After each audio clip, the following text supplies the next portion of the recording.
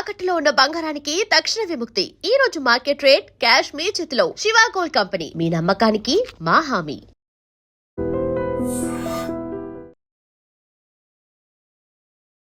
Hi sir, how are you doing? All good అండి, బాగున్నారా? బాగున్నాను సార్. చెప్పండి సార్, ఒక సిచ్యువేషన్, ఆ సిచ్యువేషన్లో ఉన్నప్పుడు ఎలా డీల్ చేయాలి అన్నది మిమ్మల్ని అడిగి తెలుసుకోవాలనుకున్నాం. యా మోర్ ఆర్ లెస్ సిచ్యువేషన్లో నేనే ఉన్నాను అనుకుందాం సార్. నా అయితే my son who studying in school, వాడు క్రికెట్కి వెళ్తాడు, అకాడమీకి వెళ్తాడు out of the school. But summer camp స్కూల్లోనే ఉంటే స్కూల్ ఫ్రెండ్స్తో అటాచ్మెంట్ ఉంటుంది కదా అని చెప్పేసి సమ్మర్ క్యాంప్లో జాయిన్ చేశాం సార్. సో డైలీ వెళ్తున్నాడు, వస్తున్నాడు, everything is going well. One fine day ఏమైంది అంటే తను క్రికెట్ అయిపోయి కరాటేకి వెళ్తున్నాడు. ఆ గ్యాప్లో, బ్రేక్ఫాస్ట్ గ్యాప్లో he sitting having his breakfast. తర్వాత మిగతా ఫ్రెండ్స్ ఫినిష్ చేయడానికి వెయిట్ చేస్తూ బాస్కెట్బాల్ ఆడదామని వేస్తున్నాడు. అది ఫంబుల్ అయ్యి అక్కడ నుంచి పాస్ అవుతున్న కోచ్కి తాకింది.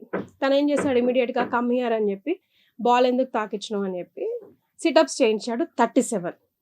అరే, నేను నార్మల్గా ఆడుతున్నా, నా ఆట నేను ఆడుతున్నా, సార్ అక్కడ నుంచి వెళ్ళిండు, తగిలింది, సారీ చెప్పిన, బట్ స్టిల్ నాకు ఎందుకు పనిష్మెంట్, నేను కావాలని సార్ని చూసి వేస్తే అప్పుడు నాకు పనిష్మెంట్ ఇస్తే నేను యాక్సెప్ట్ చేస్తాను అనుకుని, బట్ సార్ని ఎదిరించలేక పనిష్మెంట్ తీసుకొని వాడిని కోచ్కి వెళ్ళి చెప్పాడు, Srijan why are you sitting dull, come here అని అడుగుతాడు కదా ఆబ్వియస్గా. నెక్స్ట్ స్టార్ట్ చేద్దామంటే, సార్ ఇట్లా జరిగింది అని అంటే, నువ్వు నాకెందుకు చెప్పలేదంటే, నాకు భయం వేసింది సార్, అందుకే నేను చెప్పలేదు, బట్ నా మిస్టేక్ లేదు. సో పక్కన వాళ్ళని పిలిచి అడిగాడు ఈ కోచ్, ఏమైంది, ఎవరిది తప్పు అంటే, సార్ మామూలుగా శ్రీజన్ ఆడుతున్నాడు అక్కడ, అది బాల్ వెళ్ళి తాకింది సార్కి, లైట్గానే తాకింది, అక్కడ దాకా వెళ్ళి తాకాలి కదా అని అన్నాడు. ఇప్పుడు యాజ్ అ పేరెంట్గా నేను ఏం చేయాలి? సార్ని తిట్టాను అనుకోండి, వీడెవడు డామ్ డూమ్ డిస్క్ నీకు పనిష్మెంట్ ఇవ్వడానికి అన్నాను అనుకోండి, వాడికి గురువు అంటే రెస్పెక్ట్ ఎక్కడిది? అలా అని చెయ్యని తప్పుకు నేను ఎందుకమ్మా, వాడికి ఆల్రెడీ ఇక్కడ 7-8 స్టిచెస్ ఉన్నాయి సార్. కొట్టింది కోచే, బాల్ కొట్టింది కోచే, 8 స్టిచెస్ పడ్డాయి. అసలు అప్పుడు ఎవ్వరూ పలకల, ఎందుకంటే కావాలని కొట్టాడు కదా కోచ్. అయితే గ్రౌండ్ అన్నాక, స్పోర్ట్స్ అన్నాక తాకుతాయి. వాడు అసలు కన్నీ ఒక చుక్క కూడా కార్చలే అప్పుడు. అండ్ ఒకవేళ సరిగ్గా ఆడకపోయినా, లేకపోతే సండే రోజు రౌండ్స్ తీయకపోయినా, లేట్ వచ్చినా కూడా వీడి రెగ్యులర్ కోచ్ వీడికి ఎప్పుడు పనిష్మెంట్ ఇస్తాడు ఏదో ఒకటి. అప్పుడు వాడు ఎప్పుడు కంప్లైంట్ చేయలేదు. ఇప్పుడు వాడు వచ్చి కంప్లైంట్ చేసినందుకు దట్ బాదర్స్. అది ఎప్పుడు చేయని వాడు హీ కంప్లైంట్, నాకు తప్పు లేదు అంటున్నాడు, కరెక్టే. కానీ ఎలా దీన్ని సాల్వ్ చేయాలి? గురువుకి రెస్పెక్ట్ ఇవ్వాలి, అలా అని వీడి దృష్టిలో వాళ్ళని తిట్టకూడదు. కానీ వీళ్ళకి ఏం చెప్పినా వేస్టేనా, నన్ను పట్టించుకోవట్లేదు అన్న ఫీలింగ్లోకి వెళ్ళకూడదు. ఎందుకంటే both of us are working parents.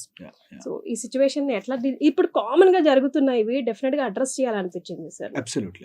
ఇక్కడ చాలా మంది వాళ్ళ మోరల్ సిచ్యువేషన్స్ ని కాపాడుకోవాలి.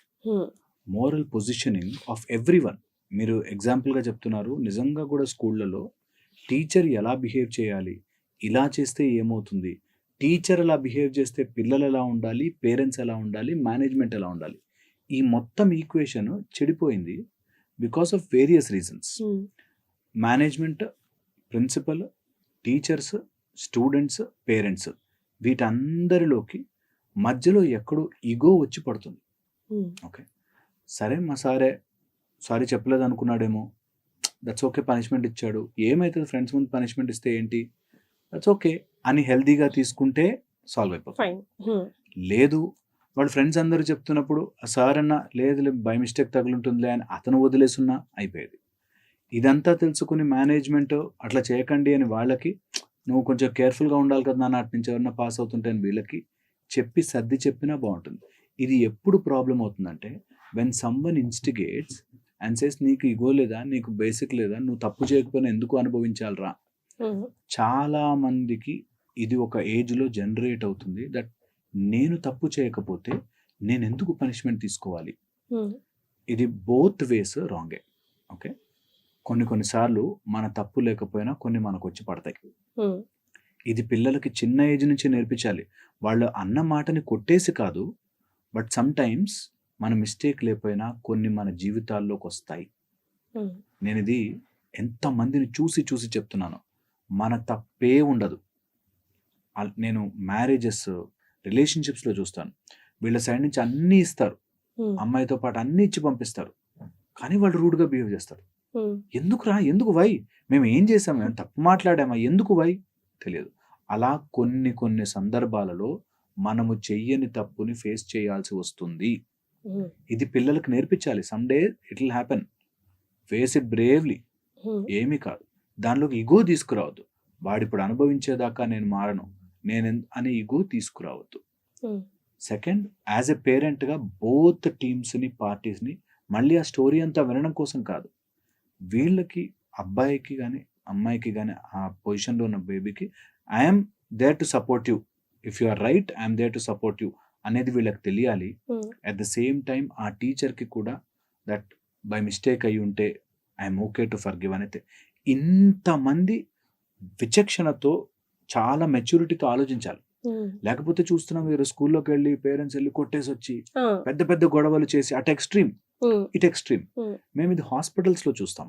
నేను యాజ్ ఎ మ్యాక్సిలోఫేషియల్ సర్జన్ ఎంతో మంది హాస్పిటల్కి వస్తుంటారు. ఎవరో డ్యూటీ డాక్టరో ఒక నర్సో ఎక్కడో చోట సమ్ స్మాల్ మిస్అండర్స్టాండింగ్ మిస్థింగ్ అవుతుంది. అయినప్పుడు ఇంకా మీద పడిపోయి కొట్టేసేసి, సో అటు ఎక్స్ట్రీమ్ వీళ్ళు కూడా డాక్టర్స్ రా దేవుళ్ళు కాదు, some times it can happen అని ఆలోచించడం రావాలి. డాక్టర్స్ కూడా అరే పేషెంట్ నా దగ్గర నన్ను దేవుడు అని నమ్మి వస్తున్నాడే, నేను ఐ కెనాట్ డూ రాంగ్ అనేది రావాలి. At the same time management ఇద్దరికీ ప్రొవైడ్ చేసే ఈక్వాలిటీ ప్రొవైడ్ చేయాలి. ఇంత వ్యవస్థ ప్రాపర్గా నడిస్తేనే అవుతుంది. నార్మల్గా కూడా ఆన్ పేపర్స్ మనకి ఇలాంటివన్నీ రూల్స్ ఉంటాయి. ఏ ఇన్స్టిట్యూషన్ నడుస్తున్నా if at all there is a problem, అందుకే హైరార్కీ అని పెట్టారు. నాకు ప్రాబ్లం వస్తే నేను నెక్స్ట్ లెవెల్ వాడికి ప్రాబ్లం వస్తే వాడు పైన, వాడు సాల్వ్ చేయలేకపోతే పైన, అట్లాగా ఒక స్ట్రక్చర్ ఉంటుంది. సో ఎప్పుడైనా ఇట్లాంటి గొడవలు జరిగినప్పుడు దే కాంట్ జస్ట్ నువ్వు పనిష్మెంట్ తీసుకో అని ఉండదు. There is a disciplinary action for everything. అందులో రైట్ ఆర్ రాంగ్ గా చూసుకోవాల్సిందే. ఒకవేళ ఆ teacher without any enquiry just ball తగిలింది కాబట్టి పనిష్మెంట్ ఇచ్చారు అంటే అబ్సల్యూట్లీ రాంగ్ వాళ్ళదే. At the same time disciplinary action, నిజంగానే తప్పు చేశాడు అనిపిస్తే డిసిప్లినరీ యాక్షన్ తీసుకోవడానికి దెర్ ఇస్ ఎ మెథడ్. ఈ మెథడ్ ని ఫాలో అవ్వని వాళ్ళందరూ ఎప్పుడు కూడా పనిషబులే. నేను చెప్తున్నా కదా, ఎక్కడన్నా ఒక హాస్పిటల్లో ఏదైనా మిస్టేక్ జరిగింది లేదా స్కూల్లో ఏదైనా మిస్టేక్ జరిగింది, there is a method to deal. So ఒకవేళ మ్యారేజ్ చేసుకుని వెళ్ళారు, అత్తగారింటికి వెళ్ళారు, అక్కడ ఏదైనా ప్రాబ్లం అయింది, నువ్వు అరుచుకున్నావో జుట్లు పట్టు కొట్లాడుకున్నావు కాదు పాయింట్. అక్కడ దెర్ ఇస్ ఎ మెథడ్. అందుకే మనం అందరం మనుషులము. Where there is a method. ఎవరైతే తప్పు చేశారో వాడికి తెలియాలి తప్పు చేశాను అని. వాళ్ళకి ఎవరు పనిష్మెంట్ ఇవ్వాలో వాళ్ళు ఇవ్వాలి. ఓకే. అండ్ ఇక్కడ మధ్యలో వచ్చేస్తుంది మనకి మొరాలిటీ. రూల్స్ ఉన్నాయి, బట్ గురువు కదా, నేను ఎలా అంటాను. ఓకే. అండ్ తర్వాత వీడు ఆఫ్టర్ ఆల్ స్టూడెంట్ కదా, వీడు నాతో ఎదురు సమాధానం ఏంటి. ఈ రాంగ్ మొరాలిటీస్ వస్తాయి. ఎప్పుడైనా సరే రైట్ అండ్ రాంగ్ ఉంటుంది, కానీ హైరార్కీలో బికాజ్ నేను పెద్దవాడిని కాబట్టి నేను ఏం చేసినా చెల్లుతుంది అనేది ఎప్పుడు లేదు. అది మనం యాజ్ ఏ స్టాండర్డ్ గా పిల్లలకి చూపిస్తేనే వాళ్ళు నెక్స్ట్ టైం ఎప్పుడైనా తప్పు చేస్తే they will stand for it. లేకపోతే ఓకే తప్పించుకునే మార్గాలు నాకున్నాయి, నేను పెద్దోడిని అని చెప్పి ఏదైనా చేయొచ్చు. ఇప్పుడు మన సొసైటీలో చూస్తున్న ప్రాబ్లమ్స్ కూడా అవే కదా. నా దగ్గర డబ్బు ఉంది, నా దగ్గర పొజిషన్ ఉంది, నేను ఏదైనా చేస్తాను అనే స్టేజ్కి వెళ్ళకూడదు. కొంతమంది ఈగో ఇష్యూస్తో ఇంట్లో ఏదో వాడికి ఇంట్లో ఏదో ఫైట్ అయి ఉంటుంది, అది వచ్చి ఇక్కడ పిల్లల మీద చూపిస్తారు. ఉన్నారు అలాంటి egoistic people. There are certain narcissistic mentalities where ఇంట్లో జరుగుతున్న టార్చర్ అంతా ఇక్కడ అనుభవిస్తారు, ఇక్కడ పుష్ చేస్తారు. ఇంకా ఈ రోజుల్లో మేము చూస్తున్నది అమ్మాయిల్ని అబ్బాయిల్ని సెపరేట్ చేసి చూడడం కానీ, లేకపోతే రాంగ్ దృష్టితో చూసే కొంతమంది కానీ, ఇలాగా చాలా కేసులు ఉంటాయి. వేర్ ఆ ఒక్క పాయింట్ పట్టుకుని వాళ్ళు దాన్ని కవరప్ చేసుకోవడానికి క్యారెక్టర్ అసాసినేషన్, పర్సనాలిటీ అసాసినేషన్ ఎట్లా చేస్తారంటే, వాడి మిస్బిహేవియర్ వల్లే మేము ఇలా చేయాల్సి వచ్చింది అని టీమప్ అయిపోతారు. సో దానివల్ల దాన్ని కవరప్ చేసుకోవడానికి ఒకవేళ ఒప్పుకున్నారంటే మేనేజ్మెంట్ ఫాల్ట్ అయిపోయింది, అయ్యో కాలేజ్లో ఇన్స్టిట్యూషన్తో పేరు పాడవుతుంది అని కవరప్ చేస్తారు. ఇంకా కవరపింగ్తో ఎక్కువైపోతుంది. సో ఇందులో ఒక స్ట్రక్చర్ ఉంటుంది. Somewhere discipline is wrong, we will sit and talk it out, or we will have right action అనే యాక్షన్ కూడా డిఫైన్ చేసుకుంటే ఇలాంటి ప్రాబ్లమ్స్ రాకుండా ఉంటాయి. సో టు క్లియర్గా ఓపెన్ చేస్తే దేర్ ఆర్ 4-5 యాంగిల్స్ ఇందులో. First humanitarian angle. హ్యుమానిటేరియన్ యాంగిల్లో తప్పు జరగచ్చు, అందరితోనూ తప్పు జరగచ్చు, సమ్ మిస్కమ్యూనికేషన్ అవ్వచ్చు. నెక్స్ట్ వచ్చేసి మొరాలిటీ యాంగిల్. మొరాలిటీ యాంగిల్లో నేను పెద్దోడిని కాబట్టి నేను ఏదంటే అది, ఆర్ బికాజ్ నేను చిన్నోడిని కాబట్టి గురువు ఏం పనిష్మెంట్ ఇచ్చినా ఉండిపోవాలి అనేది లేదు. ఓకే, సో ఆ విషయాన్ని మనం గమనించుకోవాలి. కానీ అది ఎలా సార్ చెప్పడం? నువ్వు రాంగ్ అయితే నువ్వు ఎందుకు ఫైట్ చేయలేవు, నువ్వు ఎందుకు మాట్లాడలేవు, ఎందుకు ఎదిరించలేవు అని చెప్పలేము. ఎప్పుడు చెప్పకూడదు అలా. నీకు రాంగ్ అనిపించింది, నువ్వు అక్కడికక్కడ పోట్లాడద్దు. You come back, there is a method to it.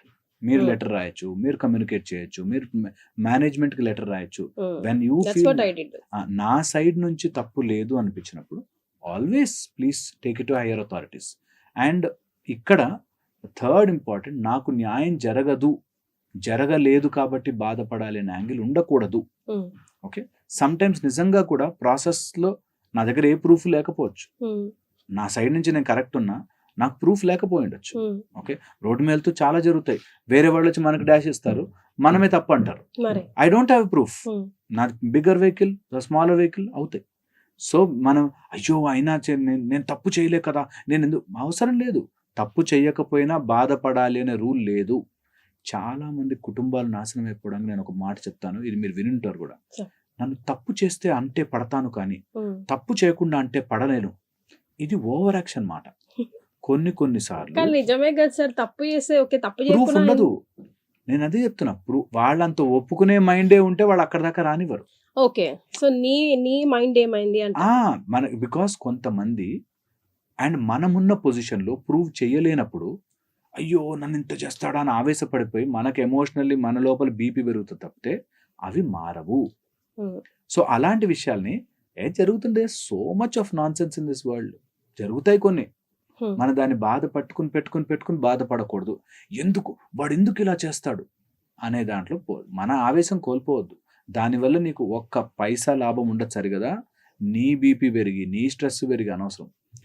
And this we are living in a brutal world అండి. ఎప్పుడైనా పవర్ ఉంది, డబ్బు ఉంది అంటే తిప్పేస్తారు ఈజీగా. అక్కడ ఉన్న వాళ్ళు నీ కళ్ళ ముందు అప్పటిదాకా నీకు చెప్పిన వాళ్ళు తిప్పేస్తారు. సో నేను అలేంది బాధపడిపోతాను. ఈ రోజుల్లో జరిగే అన్ని డిప్రెషన్లకి, లోన్లీనెస్లకి, మూడ్ డిజార్డర్స్కి కారణం ఇదే. నేను అనుకున్నట్టుగా నేను కరెక్ట్గానే ఉన్నాను కదా, నేను తను సిన్సియర్గా ప్రేమించాను, తను ఎందుకు ప్రేమించట్లేదు? ఓకే, ఇన్ని రోజులు ప్రేమించినట్టు నటించిందిగా, నేనేం తప్పు చేశాను? నేనే చెప్తున్నా, దానివల్ల వాళ్ళంతా ఆలోచించే విచక్షణతో ఉంటే ఈ బాధే రాదు. సో నేను తప్పు చేయలేదు కాబట్టి నాకు ఏది అంటదు అనేది లేదు ఈ ప్రపంచంలో. కొన్నిసార్లు we may go wrong, we will try maximum to beat the system, but అవ్వకపోవచ్చు. Be prepared for it. మీ పిల్లలకి అది ఈ రోజుల్లో పిల్లలకైతే కంపల్సరీ నేర్పించాలి. నానా shit happens, there are things which go out of our way, there are things which you can not control, there are things where rude people, shrewd people, dirty people ఉంటారు ఈ ప్రపంచంలో. వాళ్ళు అలా బిహేవ్ చేస్తారు, బురద జల్లుతారు. Be prepared for it, be prepared for it, fight for it in a more subtler, calm, ప్రశాంతంగా పెట్టాల్సింది పెడతాం. తర్వాత వాడు మారలేదు, వాడికి విచక్షణ లేదు, వాడికి బుద్ధి లేదు, వాడు చేయలేదు, మోసం చేశాడు, be prepared for that as well. సొంతము ఓకే, మా కౌరవులు పాండవులు బ్రదర్స్ అయినప్పటికీ, నా 5 ఊళ్ళు ఇచ్చిన నువ్వు చాలు అన్నప్పటికీ యుద్ధం దాకా తీసుకెళ్లారు. అదే భారతం. ఓకే, అదే నిజం. దట్ కొంతమంది అంత ష్రూడ్గా ఉంటారు, వాళ్ళ తప్పని తెలిసినా, దుశ్శాసనుడు చేసినది తప్పని తెలిసినా దబాయించే బ్యాచ్ ఉంటారు.